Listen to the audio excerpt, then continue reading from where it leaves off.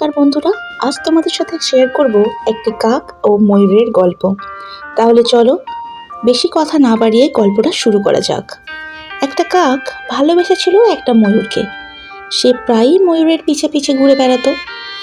ময়ূর সেটা বুঝতে পারলেও না বোঝার ভান করে কাককে সবসময় এড়িয়ে চলতো। এভাবে দীর্ঘদিন কেটে যায়। একদিন ময়ূর তার বাসার সামনে একটি হলুদ রঙের খাম দেখতে পেল। সেই খামের ভিতরে ছিল একটি ছোট্ট কালো রঙের ফুল। ময়ূর বুঝতে পারল এ ফুল কাকই তাকে পাঠিয়েছে। এর বেশ কিছুদিন পর কাকের সাথে দেখা হলো ময়ূরের।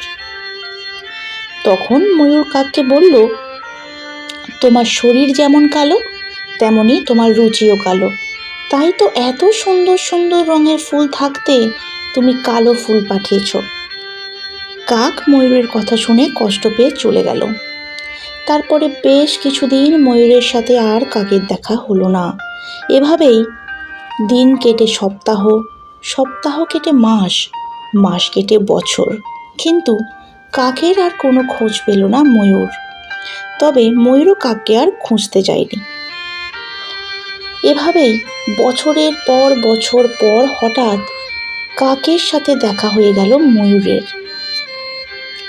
ময়ূর তখন অবাক হয়ে কাককে বলল, আমার রূপ দেখে সবাই আমাকে ভালোবাসতে চায়, তুমিও তো চেয়েছিলে, তবে আমাকে জয় করার চেষ্টা করলে না কেন? ময়ূরের এরকম একটা কথা কাক মোটেই আশা করেনি। তো ময়ূরের এই কথার উত্তরে কাক তাকে বলল, তোমার সাথে জীবনে একদিনই আমার কথা হয়েছিল। তুমি যতদিন আমার সাথে কথা বলনি ততদিন ভেবেছিলাম তোমার সুন্দর রূপের আড়ালে একটি সুন্দর মনও লুকিয়ে আছে। কিন্তু যখন দেখলাম ফুলের মতো জিনিসকেও তুমি রং দেখে বিচার করো, তখনই বুঝেছিলাম আমি মরীচিকার পিছে ছুটছি, তাই নিজেকে সরিয়ে নিয়েছি। ময়ূর ভারাক্রান্ত মনে বলল, এখন যদি তোমাকে পেতে চাই তবে কি তুমি আমাকে ভালোবাসবে? তখন কাক বলল, চোখের নেশা কেটে গেছে।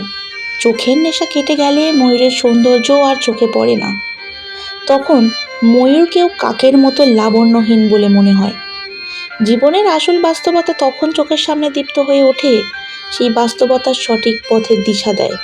বাস্তবতাকে ভুলে আবার আবেগে গা ভাসালে দিশাহীন নাবিকের মতোই অথই সাগরে ঘুরপাক খাবে। এ কথা বলার পর কাক ও ময়ূর দুজনেই বিপরীত দিকে হাঁটা শুরু করলো।